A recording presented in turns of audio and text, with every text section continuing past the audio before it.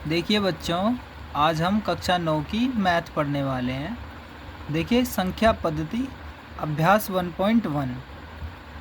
प्रश्न नंबर इसमें 1 है, क्या शून्य एक परिमेय संख्या है?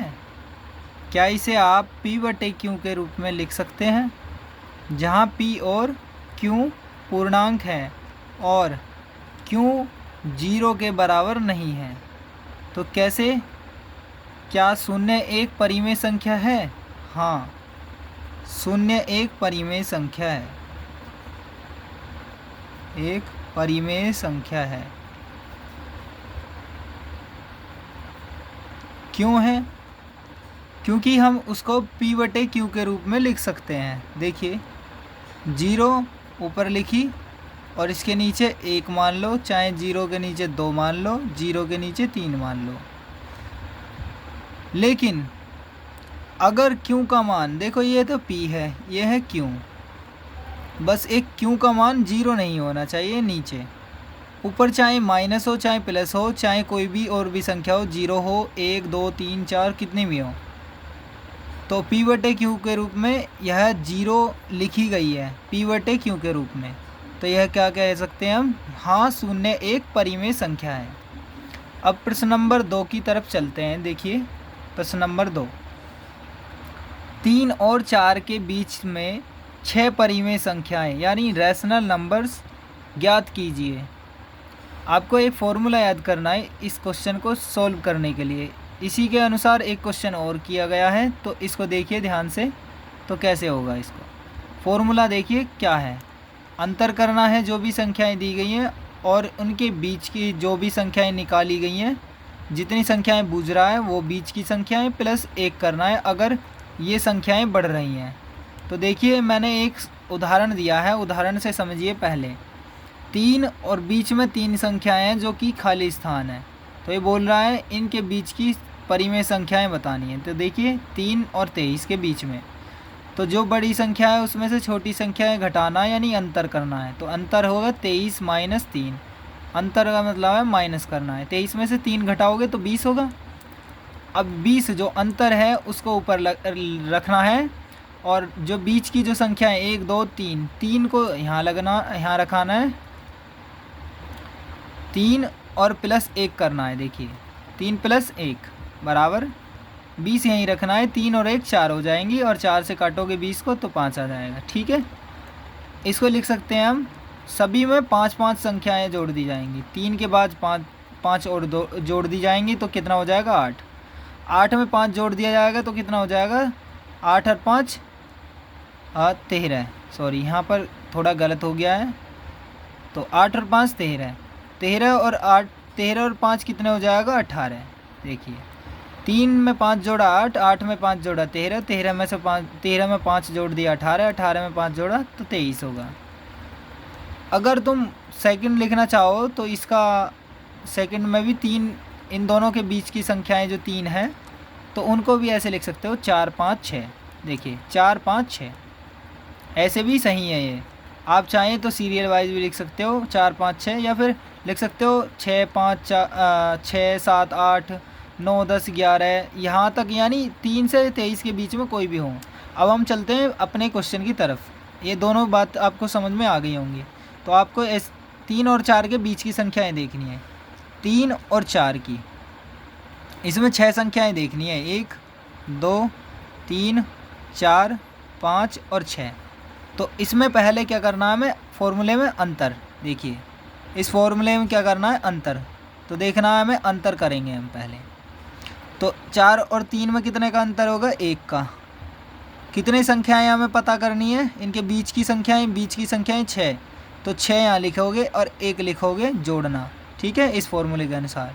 तो क्या हो जाएगा? 1 6 और 7 हो जाएगा, 1/7। यानी ये जो संख्या है ना, इसमें 1/7 जोड़ दिया जाएगा तो अगली संख्या मिल जाएगी। उसके बाद फिर 1/7, फिर 1/7, फिर 1/7, 1/7, 1/7 सब जोड़ते चले जाएंगे, 6 परिमेय संख्याएं मिल जाएंगी। तो देखिए कैसे होंगी। तो 3 में 1/7 जोड़ दिया गया तो इसके नीचे 1 मान लिया जाएगा। देखिए गुणा करोगे आप, ऐसे ऐसे गुणा करोगे, ऐसे गुणा करोगे, ऊपर नीचे कर सकते हो। देखिए और ऐसे गुणा करोगे, 3 सत्ते 21 प्लस एक एकम 1 और 7 एकम 7, तो कितना हो जाएगा 21 और 1 22, 22/7 हो गया। ठीक है, 22/7। तो आप इस 22/7 को यहाँ रख दीजिए, 22/7।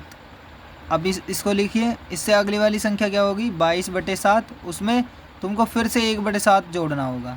तो 22/7 में 1/7 जोड़ना होगा, तो क्या होगा, इन दोनों का हर बराबर है, ये हर है और ये अंश है। देखिए अंश और ये हर जब सेम होते हैं तो उन दोनों में से एक लिख दिया जाता है 7, और जो ऊपर की संख्याएं होती हैं उनको सेम लिख दिया जाता है। तो 22 + 1 कितना हो जाएगा 23, 23/7 हो जाएगा। तो अगली संख्या क्या हो जाएगी 23/7। आप ऐसे ही 1/7 जोड़ते चले जाओगे तो अगली संख्या होती चली जाएगी 24/7, 25/7, 26/7, 27/7, और आगे तुम अनुमान लगाते तो देखिए ध्यान से, 27 के बाद 28 आता, यहाँ 7 आता, तो क्या यही नहीं है, यही संख्या ही तो है। देखिए 7 चौक 28, तो 4 ही है ना। देखिए इसको 3 है यहाँ पर, तो इससे पहले 21 से पहले क्या होगा, 22 से पहले 21 होगा, सॉरी 22 से पहले 21 और बटे 7 यहाँ पर था, तो 7 या 21, तो क्या ये 3 नहीं है। तो 3 और 4 के बीच की संख्याएं 6 जो हैं वो सारी की सारी ये हैं। ठीक है, आप सभी को समझ आ गया होगा। देखिए प्रश्न नंबर 3 को, 3/5 और 4/5 की परिमेय संख्याएं ज्ञात करनी है। तो देखिए फॉर्मूला हमें यही अप्लाई करना है, अंतर बटे बीच की जो संख्याएं प्लस 1 करना है। अगर सीरियल वाइज में यानी बड़ी संख्याएं हो रही हैं, जैसे 3 से 4 पे पहुंच रही है, 3/4 और 3/5 और 4/5। देखिए इसमें भी मैंने एक समझाया है, 7 और 3 4 ये संख्याएं हैं, इनमें बीच की संख्याएं जो प्राप्त करनी है, और यहाँ 37 है, 7 और 37 के बीच की। तो बड़ी इनमें पहले अंतर कीजिए 37 और 7 में, 37 में 7 घटाए 30 बचा। बिल्कुल इसी बेस पर करना है जैसे हमने ये वाला किया था क्वेश्चन। देखिए इस वाले में हमने घटाया था, अंतर करा था, तो 20 आया था। इसमें देखिए 37 में से 7 घटाया था तो 30 आया था। अब देखिए 30 और जो बीच की संख्या हमें कितनी प्राप्त करनी है, 1 2 3 4, 4 रखेंगे और +1, यानी बढ़ रही है संख्या, 7 के बाद 37 यानी बढ़ती हुई जा रही होंगी। तो देखिए यहाँ जोड़ना करना है, अगर घटती होती तो हम यहाँ घटाते, 4 और 1 5 हो जाएगा, 30 ऊपर रखा गया, 30/5 और 5 से 30 को काटा जाएगा तो 6। सभी में क्या करना है, हमें 6 जोड़ देना। तो 7/37 थी ये संख्याएँ, देखिए 7/37, तो 7 में 6 जोड़ने पर 13, 13 में 6 जोड़ने पर 19, 6 25, 6 31, 31 6 37। या फिर ऐसे लिख सकते हो दूसरे सेकंड मेथड से, 7 और 37 के बीच की 8 9 10 11, या फिर कुछ भी लिख सकते हो इनके बढ़ती हुई संख्या, जैसे 10 11 12 13 कुछ भी लिख सकते हो। तो अब हम चलते हैं अपने क्वेश्चन की तरफ, अगर आपको समझ आ गया होगा तो। देखिए 3/4 और 4/5 इनको दो तरीके से कर सकते हैं। देखिए 3/5 इधर है, 4/5 इधर है। क्या मैं इसके आगे 0 मान लूँ तो इसके नीचे भी 0 मान लूँ, ऊपर नीचे 0 से 0 कट जाएगी तब भी 3/5 ही रहेगा, तो ऊपर नीचे दोनों जगह 0 0 मान लेता हूँ। तो देखिए ये 30/50 हो गया, 40/50 हो गया। तो इनके बीच की निकालनी है, तो हम लिख सकते हैं, हमने अभी यहाँ पर बताया था आपको कि हाँ कुछ भी लिख सकते हैं अगर सेकंड मेथड से चलेंगे तो। देखिए यहाँ पर 4 ये संख्याएँ दी गई हैं, तो यहाँ पर हम कैसे भी निकाल सकते हैं। तो हम इसको भी कैसे करेंगे, 30 के बाद 31, 31/50, 32/50, 33/50, 34/50 और 35/50। तो हमें कितनी प्राप्त करनी थी, 5 परिमेय संख्याएं। देखिए 5 परिमेय संख्याएं ज्ञात करनी थी। अब हम सेकंड मेथड की तरफ को चलते हैं, जो हमने सूत्र के अनुसार निकाला था। देखिए अंतर बीच की संख्याएं +1, ये बटे में होता है ये वाला। तो देखिए यह है 3/5 और ये है 4/5, इनके बीच अंतर कितना होगा 4/5 जो बड़ी संख्या होती है, और जो छोटी संख्या होती है 3/5। देखिए 5 इन दोनों का हर बराबर है, 4 में से 3 गया 1, 1/5 होगा इनका अंतर। जो अंतर आया है उसको रखिए ऊपर, और जो जितनी संख्याएं इनके बीच बूझी गई हैं, जैसे 5 बूझी गई थी, देखिए 5 बूझी गई हैं, तो 5 लिखिए और +1 कर दीजिए, क्योंकि 3 के बाद 4 यानी बढ़ रही हैं संख्याएं, तो बटे 1 मान लिया जाएगा। देखिए कैसे, 1/5 और 5 और 1 6, इसके नीचे 1, इससे इसकी गुणा कर दी जाएगी, देखिए, और इससे इसकी गुणा कर दी जाएगी। तो 1 की 1 में गुणा करेंगे तो 1 आएगा, और 6 की 5 में या 5 की 6 में करेंगे तो 30 आएगा, 1/30। सभी संख्याओं में 1/30 जोड़ दिया जाएगा। तो पहली एक संख्याएं देखिए, 2 संख्याएं कराऊंगा, बिल्कुल सेम होती चली जाएंगी। 3/5 में मैं अगर 1/30 को जोड़ दूं तो दोनों का एलसीएम क्या बैठेगा, 30। 5 से काटूंगा कितनी बार में, 6 बार में जाएगा, 3 चिंग 18 प्लस 30 से काटूंगा, 30 एकम 30, तो 1 एकम 1, तो क्या हो जाएगा, 19/30 हो जाएगा। तो अगली संख्या हो जाएगी 19/30। ये सेकंड मेथड करा रहा हूँ आपको, अगर समझ ना आए तो बताना। आप दोनों मेथड से कर सकते हो, इस वाले से भी इस वाले से भी। तो 19/30 ये आ गया। अब 19/30 में 1/30 जोड़ना है। देखिए अगली ये वाली संख्या में 1/30, अगली संख्या आएगी फिर 1/30, अगली संख्या फिर 1/30, सब में ऐसे ही जोड़ते चले जाना। तो 19/30 में 1/30 अगर जोड़ दिया जाए तो कितना आएगा, 30 तो दोनों का हर बराबर है, तो 19 + 1 लिख दूँगा।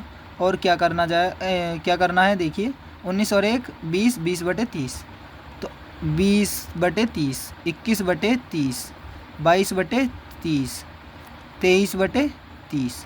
तो ये 5 संख्याएं होगी हैं, 1 2 3 4 5। तो 5 संख्याएं आपकी पूरी हो चुकी हैं।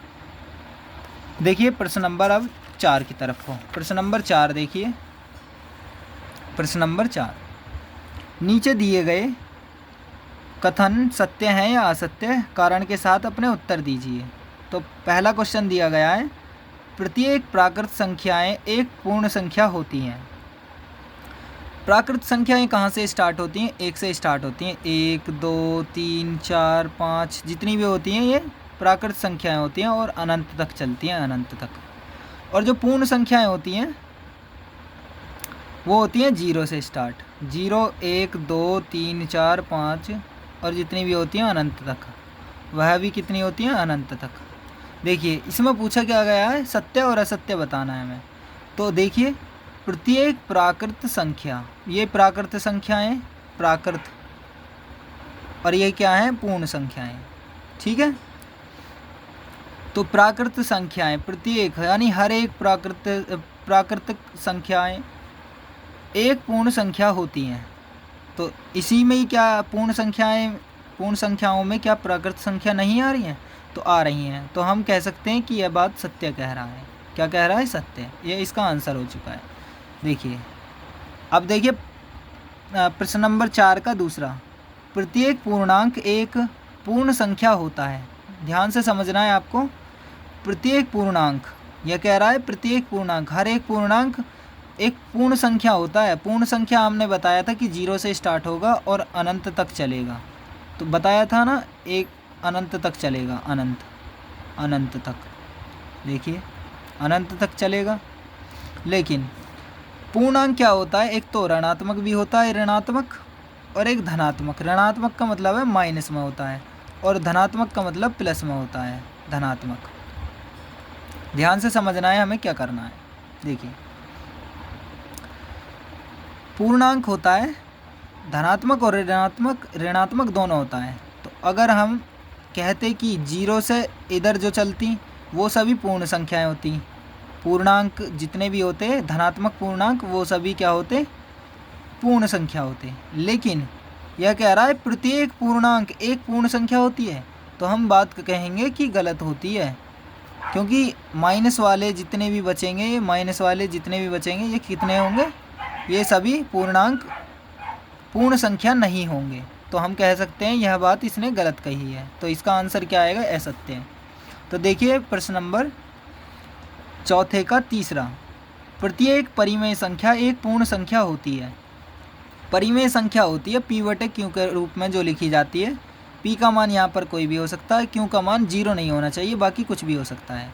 p का मान 0 भी हो सकता है, लेकिन q का मान नहीं होना चाहिए 0। तो परिमेय संख्याएं एक तो प्लस में भी होती हैं, माइनस में भी होती हैं। तो -2/5 कोई भी संख्या मान लो, और 3/5।